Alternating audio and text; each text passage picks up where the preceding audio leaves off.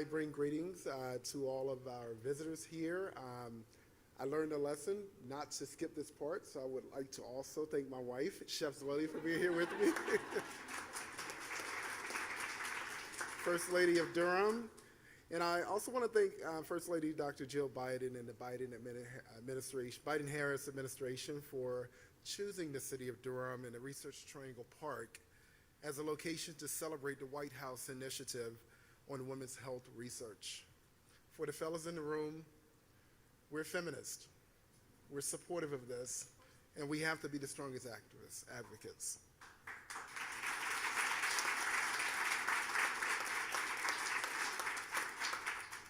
So the Research Triangle Park is poised and positioned to serve as a beacon for innovation and progress in the field of life sciences. Our combined efforts with the First Lady and the Biden-Harris administration's support will strengthen public and private investments in women's health research.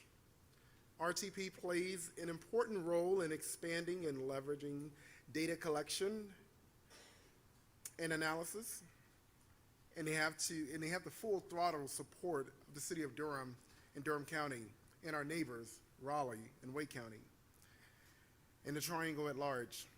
So, now please join me in welcoming Dr. Mary Klotman, Executive Vice President for Health Affairs at Duke University, also the Dean of Duke University School of Medicine, also the Chief Academic Officer for Duke Health. Dr. Klotman.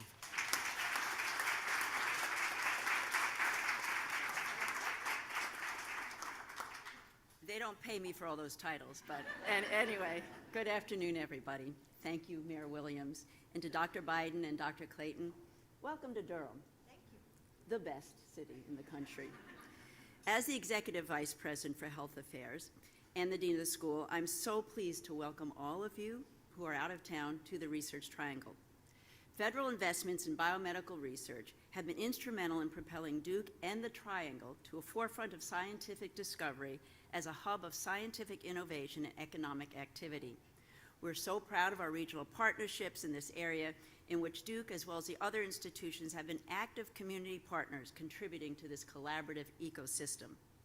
Federal funding has stimulated remarkable co-investment by Research Triangle institutions, resulting in world-class research infrastructure that attracts and trains the top tier of talent that addresses the most complex biomedical challenges.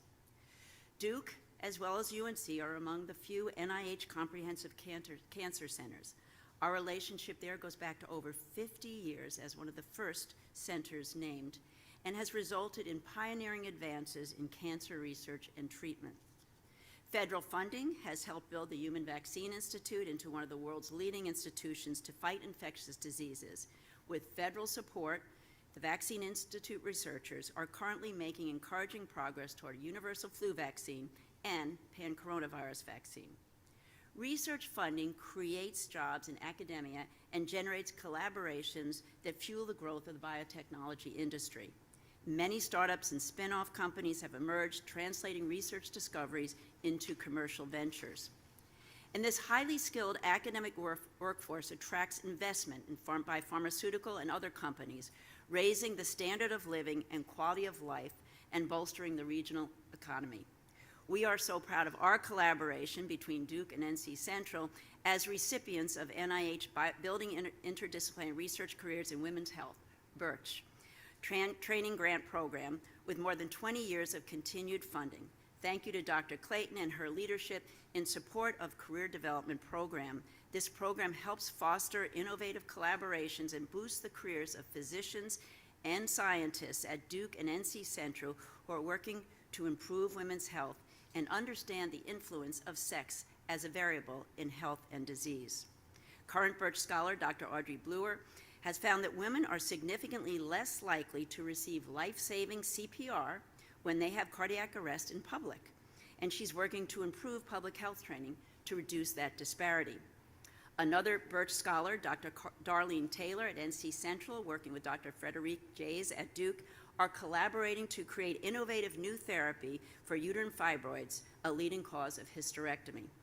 These are just two of the many ways investing in up-and-coming biomedical physicians and scientists focused on women's health can save lives and prevent pain and lost productivity. We are so grateful for the President's and First Lady's support for and attention to federal investment in women's health and research, which is essential in ensuring equity, population health, social well-being, and economic prosperity. Health and healthcare are not a one-size-fits-all. Not only do women have distinct healthcare needs throughout their life, but the manifestation of many diseases varies depending on gender. Understanding that difference informs unique strategies for treatment and prevention. In fact, we now know that long COVID affects women twice as often as men, and understanding the basis of that gender difference will be an important step in developing therapeutic interventions. The White House Initiative on Women's Health Research will enable Duke and other Research Triangle institutions to dramatically expand and accelerate their research activities of special relevance to women's health, allowing investigation into studied, understudied, unmet, and entirely new areas of investigation.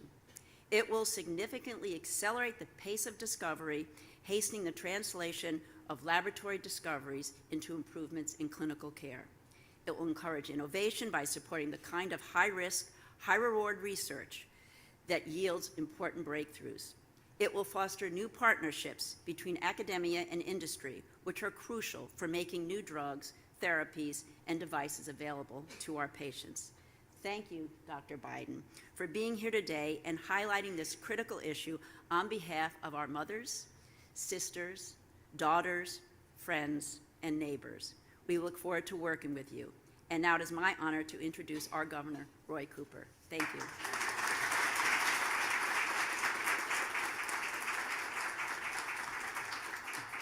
Well, good afternoon, everybody. It's great to be in Durham, one of the best cities in the state of North Carolina, Mayor. So, well, I'll just say, we've got the Mayor Pro Tem, Jonathan Melton of Raleigh, and we've got Corey Branch from the City Council of Raleigh. Glad to have you guys here. Zach Hawkins, who is representative, and I thought Corey was going to be here as well.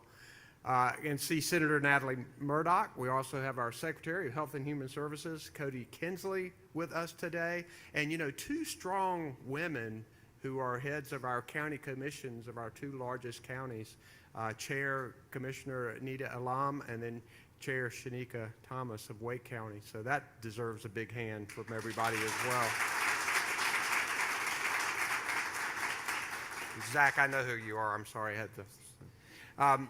You know, we are celebrating Women's History Month tonight at the Executive Mansion.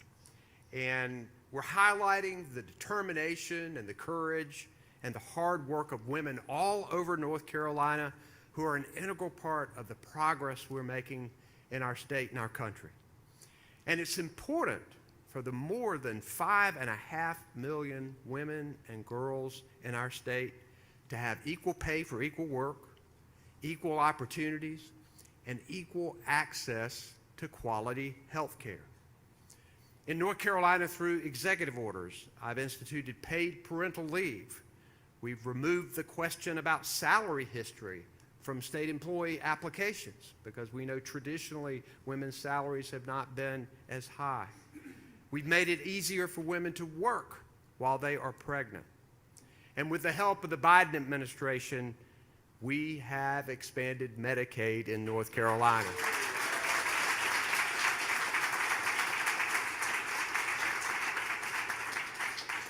We're headed toward 400,000 people and beyond. It's going to be very exciting. And we've also been able to support quality child care through child care stabilization grants from the Biden administration's American Rescue Plan. And we are working hard here to eliminate racial disparities that have been mentioned earlier in maternal and infant mortality. And as I say, this is moms dying, and this is children dying. And we are grateful for the help that we've received from the Biden administration in that effort. But we know that to be able to help women in communities where they are, in clinics, with regular checkups, and hospitals, with prescription drugs.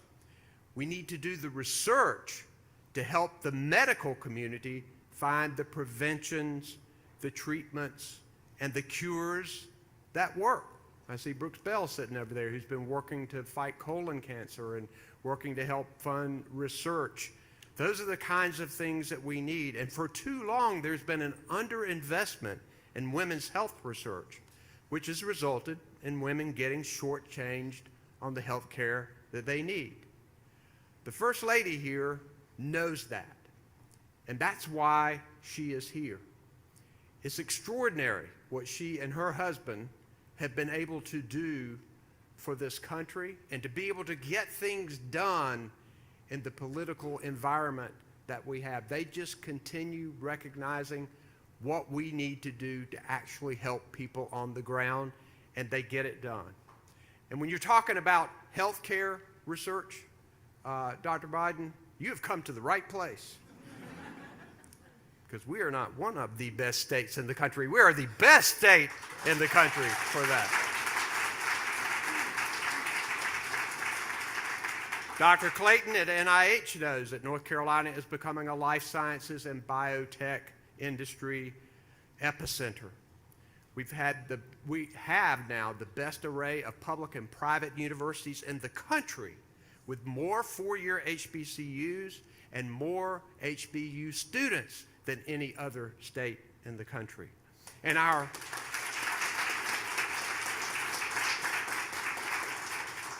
extraordinary university and research partners here at the RTP are working every day with state and local governments to improve women's health, particularly working with Secretary Kinsley at our Department of Health and Human Services. And through those partnerships, we've identified the disparities and the barriers that women often face. And as we've mentioned, they are especially stark for women of color and women who have been historically marginalized. For example, black women experience almost twice the maternal mortality as white women. And tackling this disparity will be even more challenging with the legislature's attacks on women's choice and reproductive freedom. We're going to continue to fight for reproductive freedom in North Carolina.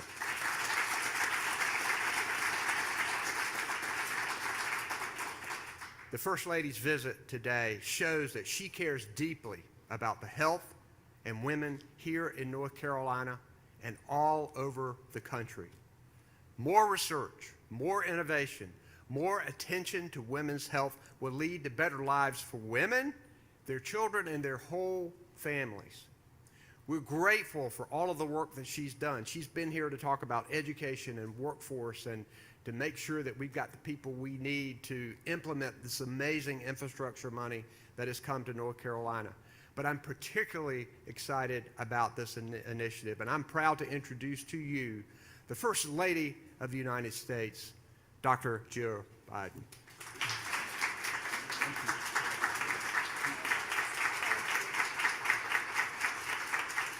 Thank you. Thank you very much. Thank you. Please. Thank you. You know, I always love coming to these visits because I always learn so much, you know, hearing the speeches and talking to the docs and the people who run the organization. So thank you for having me. And so I will put a lot of this information in my next speech because I'm listening as we're gathering stuff. So thank you, Governor Cooper, for your introduction and for all that you are doing for North Carolina. And I also want to thank Mayor Williams and Mayor Pro Tem Melton for welcoming me. And so good afternoon, everybody. So in the early 1970s, researchers in the United States studied estrogen's effect in preventing heart attacks. You see, it was observed that women who had gone through menopause, therefore who had lower levels of estrogen, were more likely to have heart attacks. So a study was conducted asking whether estrogen prevents heart attacks. 8,341 people were selected for that study. all of them men. So this is just how things were done before. And while we've made progress since that study over the last 40 years, so they wanted me to make sure that that I said that we've made progress. Due to the work by some of you, women's health research is overlooked and underfunded. And medical studies have often left out women. And too many of our medications, our treatments, and our medical school textbooks are based on men. So in November, Joe and I launched the first ever White House initiative on women's health research with a clear goal: to fundamentally change how our nation approaches and funds research on women's health. Because if you ask any woman in America about her health care, she probably has a story to tell. You all know her. She's the woman who gets debilitating migraines but doesn't know why and can't find treatment options that work for her. She's the woman going through menopause who has more questions than answers because more research is needed for solutions. She's the woman whose heart attack isn't recognized because her symptoms they don't look like a man's. And heart disease is the leading cause of death among women. But I don't have to tell you that. You already know all that.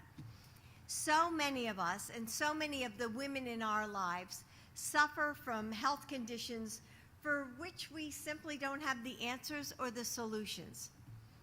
So think about it. Even if you have the best doctors or the best insurance, when it comes to Alzheimer's, IBS, or terrible menopause symptoms, is that enough? No, right? No. We simply don't know about how to prevent, detect, and treat the conditions that only affect women more than men, or affect women differently than men. So President Biden is the first president to make women's health research a top White House priority.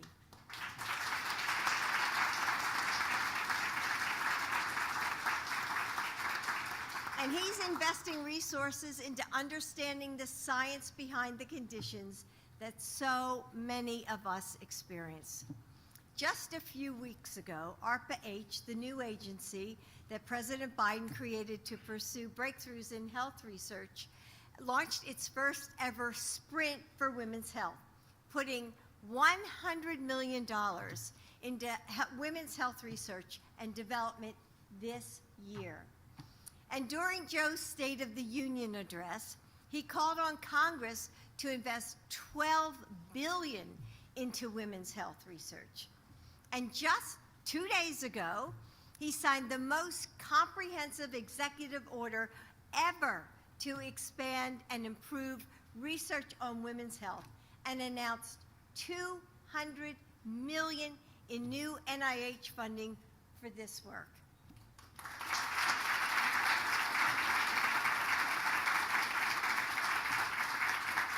So Joe is unlocking incredible resources for researchers, entrepreneurs, and life science companies to pioneer the next generation of great discoveries, this time in women's health.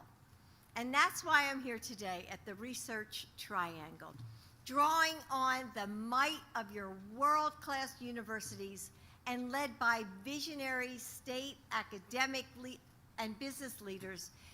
You know, you have created one of the most powerful research development ecosystems. From agricultural technology to the life sciences, you've proven there's nothing beyond your capacity when your universities, your entrepreneurs, investors, companies, and state and city leaders come together to drive innovation. As the Research Triangle continues to grow, I encourage you to harness that same spirit of discovery and ambition and take on the next great healthcare challenge of our time: finding innovative solutions in women's health.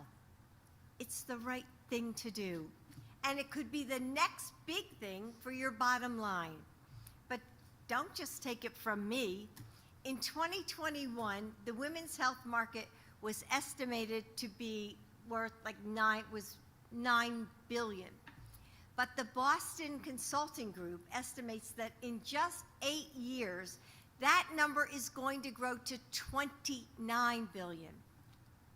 Amazon's chief technology officer, I was just up in Virginia at Amazon actually, recently announced his top 4 predictions for 2024.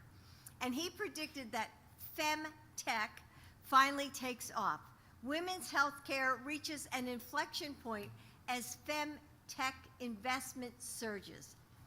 And McKinsey and Company estimates that investments addressing the women's health gap could boost the global economy by $1 trillion annually by the year 2040. Women's health is having a big moment. And with President Biden's investments in women's health research, I know the research triangle can lead the way. Not only will your universities, businesses, and community benefit from it, but so will millions of women across North Carolina and the United States. This is only the beginning.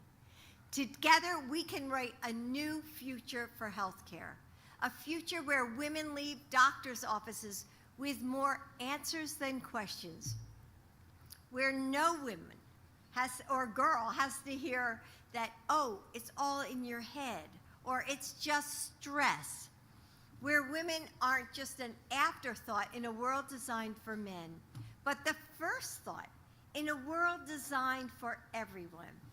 We are building a world where women don't just survive, they lead long, healthy, and happy lives. Today is just the beginning. Thank you.